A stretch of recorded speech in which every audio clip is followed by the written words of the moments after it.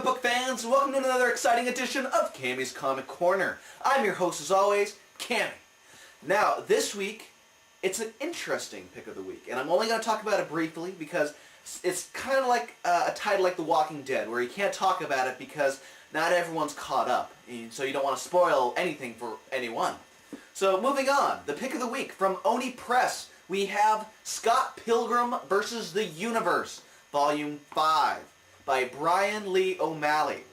Now, all of the regular favorites are back. Scott Pilgrim, Ramona Flowers, Knives, Stephen Stills, Wallace, Kim Pine, Sex Bob-omb. It's all here, people. And if you're not familiar with Scott Pilgrim, I would highly recommend you check this series out. It's kind of like in the manga, or manga, however you want to pronounce it, format, where it's a really thick book and it's really hard to scan, so that's why I couldn't get any images up this episode. But we follow Scott Pilgrim on his continuing journey to beat every one of Ramona's evil ex-boyfriends so he can finally win her love and affection. It has the combination of comic books, video games, and humor all rolled into one. I have been loving this series for years, and whenever it does come out, it's just always a treat. That's why I thought it was a good contender for the pick of the week, because even though it's not a comic book, like the standard comic book, it comes out and it's not a collected edition of any sort. So, if you like Scott Pilgrim, don't worry, you're going to love this volume. Bryan Lee O'Malley has continued to make one of the best comedy comics out there. So yes, Scott Pilgrim vs. the Universe, I highly recommend it. Pick of the week, hands down. Now, on to the Fast Five. It's my life, it's now or never. First up, from Marvel, we have Astonishing Tales number 1. Now, the thing I really liked about this was you actually got the bang for your buck. Usually Marvel will put a $4 price tag on 22 pages, but they say, wait, but there's all this great backup material, like, oh, intelligence and strength levels, and, ooh, here's the entire history of the character. It's called Wikipedia, and it's free. So you don't need that in the back of your comic book. This, however, is story and art from cover to cover. And this is a wraparound cover by Kenneth Rocafort, who is a favorite of mine, Madame Mirage, who was on the core with Jonathan Hickman. But it's a very good book.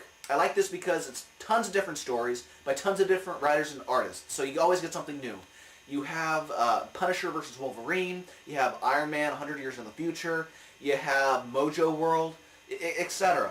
So if you want bang for your buck, get this new series, and I really hope it blossoms because it has so much potential and it can help introduce you to new writers and artists in the Marvel Universe. Next up, from DC Comics, we have Final Crisis, Legion of Three Worlds number 3. Now, yes, I know what you're thinking, but isn't Final Crisis over? Yes, it is, and thankfully, rightfully so. But this takes place in the future. It's Superboy Prime versus 3 different legions. So for all you Legion fans, you have every single Legionnaire fighting against Superboy Prime and his corps. But it's Superboy Prime versus Ion again. You get tons of action. Every page. George Perez's art on this is just astounding. It's so much fun because I myself am not really a Legion fan, but I just let my mind go, and I was just, every page, just looking over. Just beautiful story, beautiful art. It was a little something for everyone. You don't have to be a fan of Legion of Superheroes to enjoy this series.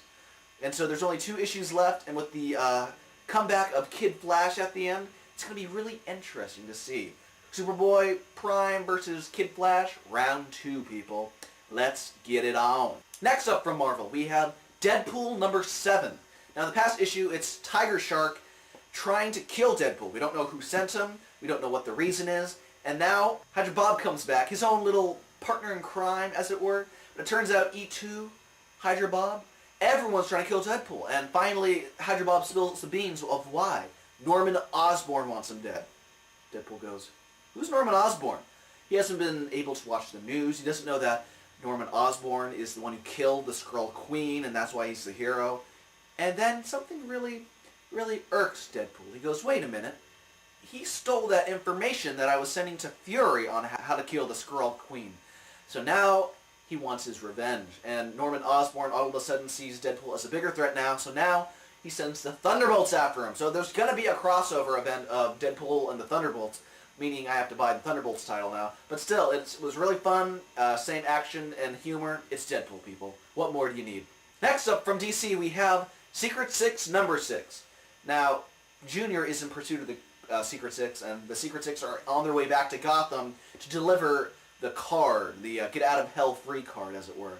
And it turns out they have a traitor in their midst, and it's hard to imagine, but it's Deadshot.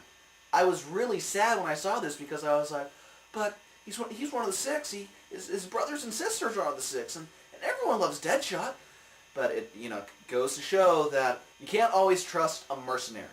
They're only in it for the money, and obviously someone was a higher bidder in Deadshot's book. So it'll be interesting to see how the gang gets to Gotham next issue, if they are going to take their revenge out on Deadshot, etc. So Gail Simone continues to write a killer series, and I'm just happy it's an ongoing. Because come on, people, it's great. And finally this week from Marvel we have the Immortal Iron Fist number 22.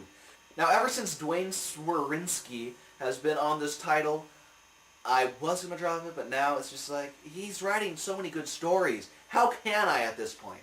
But anyway, it's Danny and the Immortal Weapons. They're on their way to find the 8th City. Turns out that the 8th City might be a prison after all, with only a one way in, no way out. So all the baddies over this past centuries have been placed in this prison, so they can't wreak havoc on the world.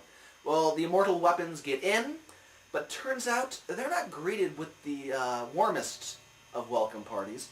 And the man who rules this nightmare world wants all of them to just battle anyone in the prison for, until they die pretty much.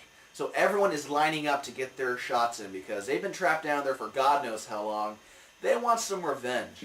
So poor Danny and the Immortal Weapons, they're all beaten up. They're bloody, they're tired. But just when all seems lost, Danny gets a little Morse code from the cell next door. It turns out there's another Iron Fist in the vicinity. So, very interesting cliffhanger.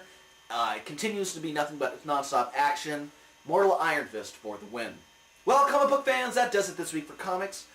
If you want more Cammy's Comic Corner goodness, you can go ahead and go to www.cammyscomiccorner.com. From there, you can subscribe to us on the RSS feed or on iTunes. And if you want to leave a review of the show on iTunes, feel free, because that'll help people discover the podcast. It'll help people know if it's a good podcast to watch. If you feel like writing a review, I won't mind.